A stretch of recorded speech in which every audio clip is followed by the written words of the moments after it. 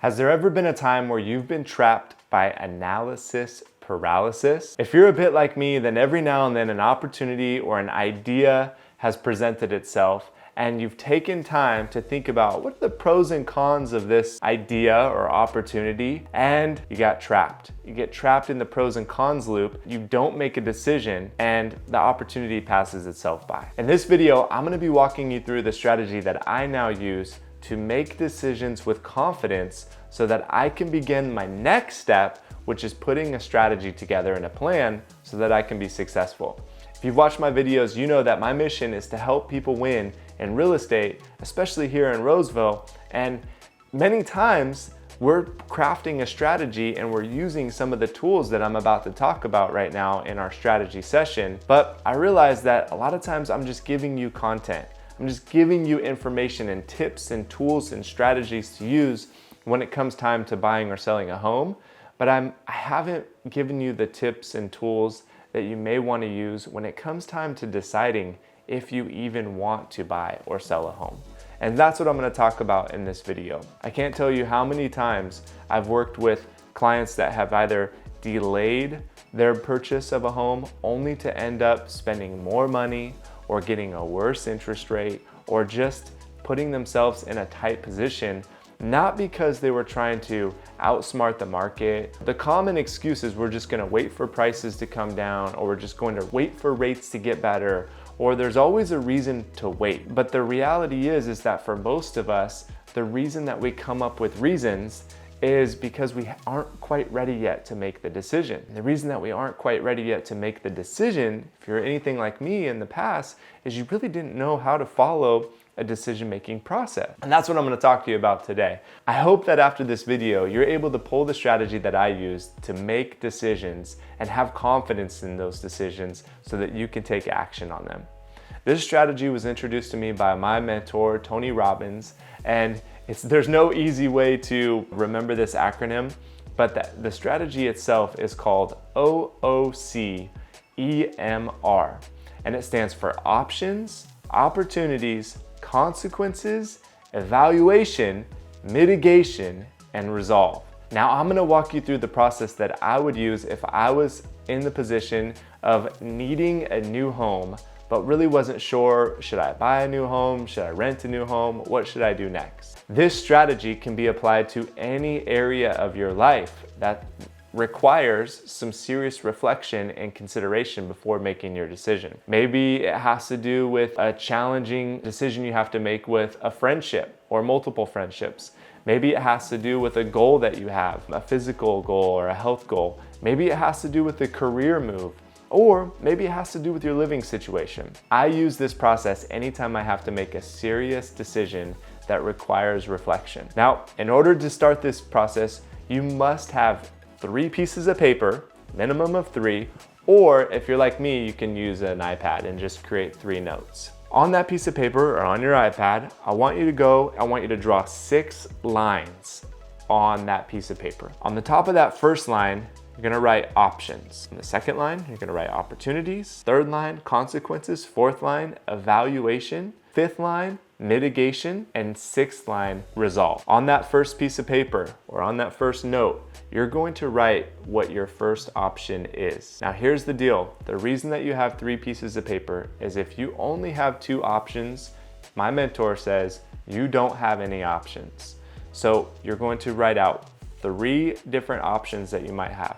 An example to this is, let's say you have a new job opportunity that's available. Well, most people would say, hey, I have this new job. What are the pros and cons of me taking this new job? This is exactly why we get trapped in a loop, because pros and cons are only basically a list of your opportunities and your consequences, and you don't take the proper time to evaluate, mitigate, and come to a resolution on your decision. I would say that there are more than 2 options. There's more than just the one option of taking a new job. There's 2 options at least. You can stay at your current job and you should evaluate that. You can take a new job and you can evaluate that.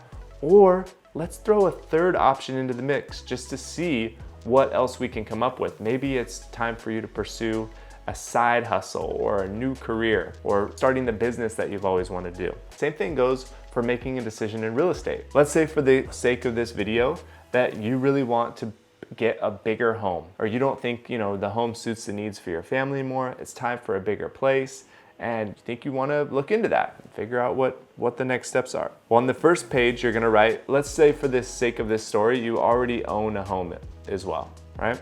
So the first option, most people would think, well, hey, I'm going to sell my home and I'm going to buy a new home. So that's what I'm put in option number 1. On the second piece of paper, I'm going to say, is there something else I can do? Well, yeah, I can rent out the current home that I have. I can become a landlord and rent it out, and I can go buy a new home, the one that I really want. A third option is I can rent out the current home that I already have, and not that I just want to go buy another home, I just want a bigger home for my family. Maybe I'll go rent another home. So that's my third option. Next up is opportunities. This is where you're going to identify all of the opportunities that come with that option. So you're gonna write out this is essentially all the pros. You're gonna write out all the good things that can come from choosing that option. So if I sell my home and I buy another home, well, the opportunities are I can get all the money out of the current home that I have, and I'll be able to put more of a bigger down payment on my next home. Okay, cool. I have all this cash. I can put some money down on my new home and I can invest some money somewhere else. Or I'll have cash and the opportunity would be I can put a down payment somewhere and I can pay off a bunch of debt. So you're gonna list out all your opportunities. Next up, you're going to go through the consequences. What is the consequence of that action? Well, if I sell my home, then that'll take a hit on my net worth because I'll no longer own my home. I won't have all that equity in real estate, and now I won't have a home. Okay, what are some of the consequences? Well, if I buy a home, I need to be for sure that I'm gonna be in that home for the next X amount of years because I know my family's growing and we're gonna need to be in a home situated for a while because the kids are in high school, whatever. What are some of the consequences of selling and buying? You're gonna do the same thing for renting out your home and buying a home. Next up is the most important part. Evaluate. You need to take a moment to evaluate both your opportunities and the consequences. A lot of times you need professional help with this, right? You need to know what are the opportunities. How much is my home really worth? How much will I get from the sale of my home? Some of the consequences of selling is it could take a while, or I have to prepare my home, or I might have to invest more money into my home in order to get it sold. How much is that gonna cost? That's all part of the evaluation. A lot of that's what we do in our strategy session. But you can do this on your own as well, just by making some estimates. Evaluate, it's the most important part. Don't get trapped in the loop of opportunities and consequences, AKA pros and cons.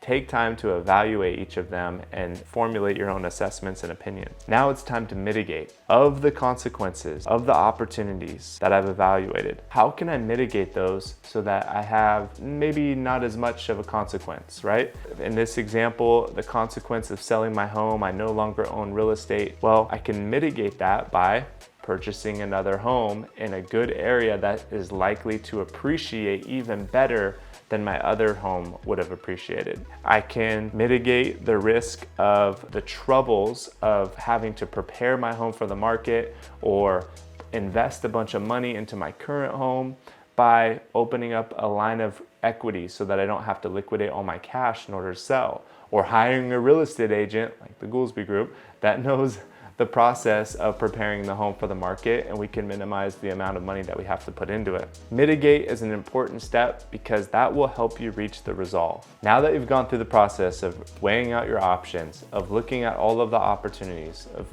weighing out the consequences of those options, of evaluating them so you know truly how serious are these opportunities and consequences, and then you've mitigated your risks and you've looked at what resources you have available and who you can rely on for support in certain areas. Now it's time for you to make your decision. And if you're anything like me, you need a degree of certainty that you're making the right move, especially when it comes to something like your home. You need to know that you're doing the right thing for your family, for yourself, and that you won't kick yourself later or regret it, because that's what most of us fear, right? We fear being wrong about the decision that we made. But when you take the time to follow this process, could you be wrong in the future? Yeah, you could. But the reality is you gave yourself the gift of proper evaluation and you took the time to mitigate any potential risk. At this point, you're ready to make your decision. You can see all your options that are right in front of you. You can see the different consequences and opportunities that are available, and you took time to think about all of them. Now it's time for you to make your decision, and you can do so with confidence so that the next step that you take in putting together your proper plan to achieve that goal of that number one option is you're ready, you're confident. You can take that next step in putting your plan together and putting the strategy together, and you can go after it with success. Hey, I know this is somewhat of a boring topic. I'm passionate about it because I know how important a plan and strategy is, and you can't reach that moment of preparing for your plan and strategy without first coming to resolve on what it is that you want. Hey, I'm Jeff Goolsby with the Goolsby Group. Like I said before, it is my mission to help people win in real estate. And if you're struggling with making a decision, whether it be buying or selling real estate, maybe you're a real estate agent, you're watching this and you're struggling on making a decision. Should you make a move from another brokerage? Should you go out on your own and leave your team? Should you create a team? Whatever it is, I would encourage you to use this format, OOCEMR. It's what's helped me find success and peace of mind and confidence in making the right move. So I hope this brings value to you. Thanks for watching it with me. I will look forward to seeing you on the next video.